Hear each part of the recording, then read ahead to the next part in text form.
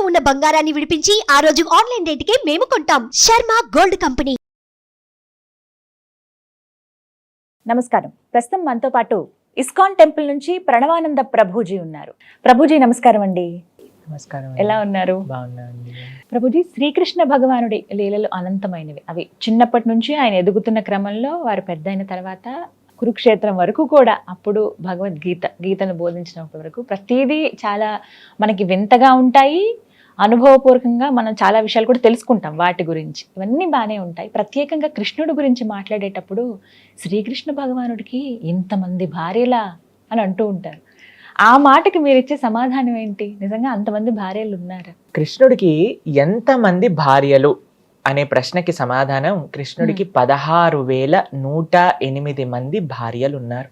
అమ్మో! భగవంతుడికి ఇన్ని వివాహాలు ఎలా జరిగాయి అనే విషయాన్ని వెనకాల ఒక చిన్న కథ ఉంది, ప్రస్తావన చేస్తాను. నరకాసురుడు గురించి మనం వింటాం కదండి.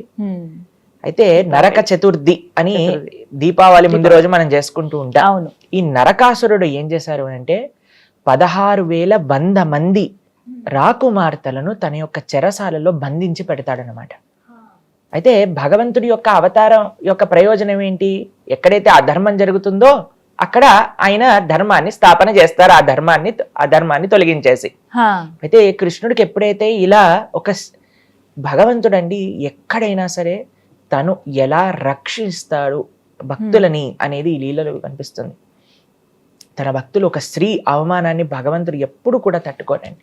ఎప్పుడైతే ఆ హస్తినాపురంలో ద్రౌపదీదేవి యొక్క అవమానం జరుగుతుందో భగవంతుడు అన్లిమిటెడ్ సారీ అందించారనమాట. అవును, చీరను అందించేసి ద్రౌపదీదేవిని కాపాడారు.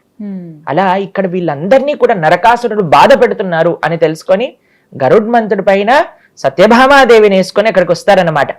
నరకాసుడిని సంహరించేస్తారు భగవంతుడు. ఎప్పుడైతే తన యొక్క భగవంతుడి లోపల ఇంకొక విశిష్టత తెలుసా అండి? ఎవరినైనా సంహరించారనుకోండి ఒక దుష్టుడితో, ఆయన రాజ్యాన్ని ఆయన తీసుకోరండి, ఆయన ఐశ్వర్యాన్ని ఆయన ముట్టుకోరు. నరకాసుడి యొక్క కుమారుణ్ణి ఆ రాజ్యానికి రాజు చేసేస్తారనమాట. అప్పచెప్పి ఈ యొక్క రాజ్యంలో వెళ్తూ ఉండగా ఈ 16,100 మంది రాకుమార్తెలను చూస్తారనమాట. అయితే అప్పుడు వాళ్ళందరూ ఒకటే ఒక స్వరంతో కృష్ణుడికి ప్రార్థన చేస్తారు. కృష్ణుడిని చూశాక, అయ్యా మేమందరం నిన్ను పెళ్లి చేసుకోవాలనుకుంటున్నాం, మీరు మాకు భర్తగా కావాలి అని ప్రతి ఒక్కరు అనుకున్నారు. దాని తర్వాత వాళ్ళు అన్నారు, అయ్యా ఈ సమాజం మేము బయటికి వెళ్ళిపోయి ఇన్ని రోజులు ఈ నరకాసుడి యొక్క చెరలో ఉండాక మమ్మల్ని ఎవరు స్వీకరిస్తారు? ఎవరినైనా భగవంతుడు యాక్సెప్ట్ చేస్తాడండి, ఆయన వదిలిపెట్టరు. ఎవరైనా సరే నేను కృష్ణ నువ్వు నాకు కావాలి అనుకున్న వాళ్ళందరికీ కూడా కృష్ణుడు లభిస్తాడు. ఇది స్వామి ఈ లీల ద్వారా చూపిస్తున్నారు. 16,100 మంది అనుకున్నారు మనసులో, కృష్ణ నువ్వు నాకు భర్తగా కావాలి అని అనుకుంటే స్వామి 16,100 మందితో వివాహం చేసుకున్నారు. కేవలం వివాహం చేసుకోలేదండి, 16,100 మంది భార్యలకి ఒక్కొక్కళ్ళకి బంగారు భవనాలు, కోటలు స్వామి ఒక్కొక్క భార్యకి ఇచ్చారు. దాంతో పాటు స్వామి చేసింది ఏంటో తెలుసా? 16,108 స్వరూపాలతో ఒకటేసారి అందరి భవనాలలో కూడా స్వామి ఉంటూ ఉండేవారు. అంతేకాని ఒకరోజు రుక్మిణితో, ఒకరోజు సత్యభామతో, ఒకరోజు నగ్నజిత్తితో, ఒకరోజు మిత్రవిందతో కాదు, అందరి రాణులతో ఒకటేసారి ఉండాలి. ఇది భగవంతుడు అంటే. నేను ఇప్పుడు ఈ స్టూడియోలో షూటింగ్ చేస్తూ, పైన ఇంకో స్టూడియోలో షూటింగ్ చేస్తూ, పక్కనున్న స్టూడియోలో షూటింగ్ చేస్తూ అలా చేయగలుగుతామా అండి? అలా చేస్తే ఇంకా బ్రహ్మాండం కదండి. నాకు గంట లోపల అన్ని అయిపోతాయి. మీరు అడగాల్సిన ప్రశ్నలన్నీ మీరు 3 స్టూడియోలలో, కెమెరామ్యాన్ అందరూ కూడా అన్ని స్టూడియోలలో ఉండొచ్చు. అది భగవంతుడికి మనకి ఉన్న తేడా అదే. కాబట్టి భగవంతుడి యొక్క తత్వం, భగవంతుడి యొక్క శక్తి, భగవంతుడి యొక్క లీల అటువంటిది. ఒకసారి నారదుడు ద్వారకలో కృష్ణుడు ఏం చేస్తున్నాడు చూడడానికి వచ్చాడనమాట. రుక్మిణీ భవనంలోకి ప్రవేశిస్తారు. ప్రవేశించేసరికి మొత్తం వజ్రాలు, మాణిక్యాలు, వైడూర్యములు, బంగారంతో పరిగిన భవనం రుక్మిణీదేవిది. అందులోపలికి వెళ్ళేసరికి కృష్ణుడు, రుక్మిణీదేవి మాట్లాడుకుంటూ ఉన్నారనమాట. అక్కడి నుంచి సత్యభామ యొక్క భవనానికి ప్రవేశిస్తారు. వాళ్ళిద్దరూ కూడా చక్కగా చెస్ ఆడుకుంటూ ఉన్నారనమాట, కృష్ణుడు ఇంకా సత్యభామ. దాని తర్వాత ఇంకో భవనంలోకి ప్రవేశిస్తారు. కృష్ణుడు అక్కడ సంధ్యావందనం చేస్తున్నారు. ఇంకో భవనంలోకి ప్రవేశిస్తారు, అక్కడ దానం ఇస్తూ ఉన్నారు.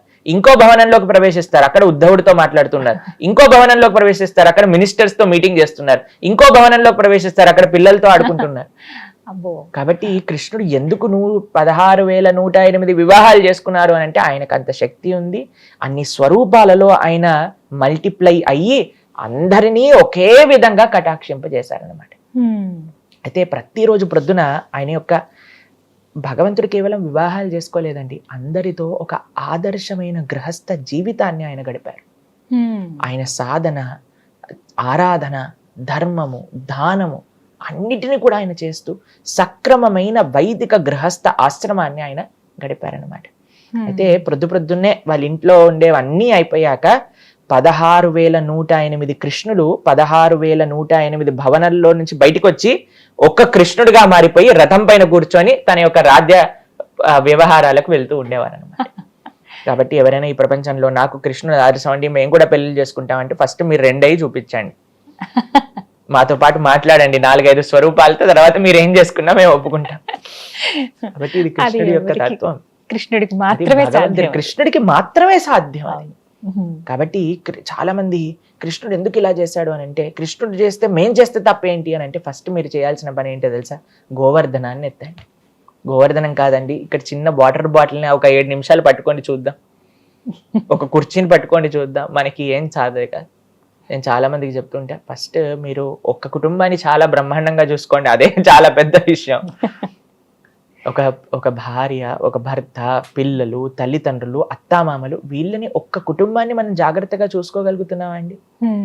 ఈ గొడవ, ఆ గొడవ, ఈ పని, ఈ మిస్అండర్స్టాండింగ్స్ వీటిలలో ఉన్నప్పుడు మనకి భగవంతుడి పైన ఆయన ఇన్ని వివాహాలు చేసుకున్నా సరే ఎక్కడ ఆయనకి ఫ్యామిలీ ప్రాబ్లం వచ్చింది అన్నట్టుగా వినలేదు మనం.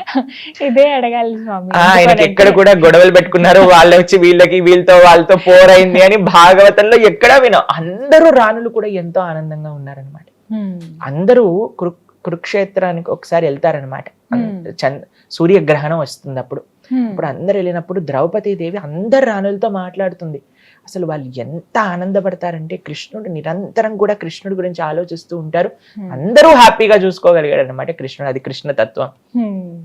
కేవలం 16,108 రాణులు కాదండి, ఎంత మంది స్వామి దగ్గరికి వెళ్ళినా స్వామి కటాక్షించగలరు, స్వామి చూసుకోగలుగుతారు. ఎంతమంది భక్తులు, మిథిలా దేశంలో భగవంతుడికి 2 భక్తులు ఉండేవాళ్ళు అనమాట, బహుళాశ్వ, శృతదేవ. ఒకళ్ళు రాజు, ఒకళ్ళు చాలా చాలా పేద బ్రాహ్మణుడు అనమాట. అయితే కృష్ణుడు ఆ మిథిలా దేశానికి వెళ్ళినప్పుడు వెళ్తూనే 2 స్వరూపాలతో మారిపోతారు.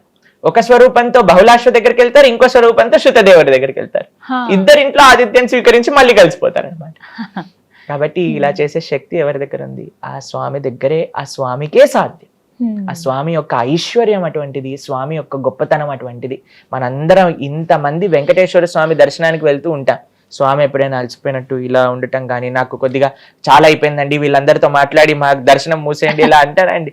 స్వామి అదే నవ్వుతో, అదే అభయహస్తంతో అందరినీ కటాక్షిస్తూ ఉంటారన్నమాట. అది కేవలం కృష్ణుడికే సాధ్యం. మరి కృష్ణుడిని అనుసరించచ్చా అని అంటే, నిజంగా మీరు కృష్ణుడిని అనుసరించాలి అని అంటే, కృష్ణుడు చెప్పిన మాటలు ఏవైతే భగవద్గీత ఉందో దాన్ని అనుసరించాలి. భగవంతుడి యొక్క తత్వాన్ని తెలుసుకోవాలి, భగవంతుడి యొక్క ఐశ్వర్యాన్ని తెలుసుకోవాలి అని అంటే భగవంతుడు చెప్పింది భగవద్గీత, దాన్ని మనం ఆచరించాలి. లేదండి నేను భగవంతుడిని ఆచరించాలనుకుంటున్నా, మీకు ఒక రైట్ ఎగ్జాంపుల్ ఉన్నాడు, మా రామచంద్రుడు. మనందరి రాముణ్ణి మనం ఆశ్రయించాలన్నమాట. కాబట్టి ఎవరినైనా ఎగ్జాంపుల్, ఐడియల్ ఎగ్జాంపుల్ మనకు కావాలి అని అంటే అది రామచంద్రుడి రూపంలో. అలానే ఎవరైనా చెప్పింది మనకు కావాలి అంటే అది కృష్ణుడు చెప్పిన భగవద్గీత. వీటిని మన జీవితంలో నిత్య ఆచరణ యోగ్యం. చాలా చక్కగా వివరించారు గురుగారు. నమస్తే అండి. హరే కృష్ణ.